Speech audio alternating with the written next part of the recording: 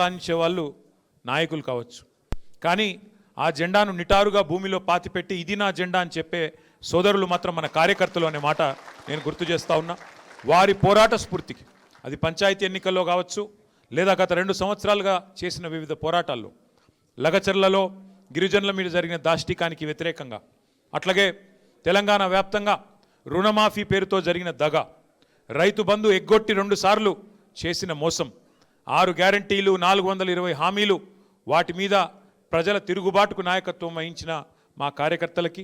మూసీలో జరుగుతున్న దాష్టికానికి వ్యతిరేకంగా గలమెత్తిన సోదరులకి, హైదరాబాద్ సెంట్రల్ యూనివర్సిటీలో భూములు గుంజుకుంటుంటే తెగువను ప్రదర్శించిన మా విద్యార్థి సోదరులకు, సోదరీమణులకి, అట్లాగే ఈరోజు రాష్ట్రంలో జరుగుతున్న ప్రతి అన్యాయంపై ఎలుగెత్తి పోరాడుతున్న మా తెలంగాణ తమ్ముళ్ళు, ఆడబిడ్డలు, పేరు పేరున బారాస సైనికులు, భారత రాష్ట్ర సమితి సైనికులందరికీ హృదయపూర్వకంగా నేను వారికి శిరస్సు వంచి వినమ్రంగా నమస్కారాలు, వారికి అభినందనలు కూడా తెలియజేస్తా ఉన్నా.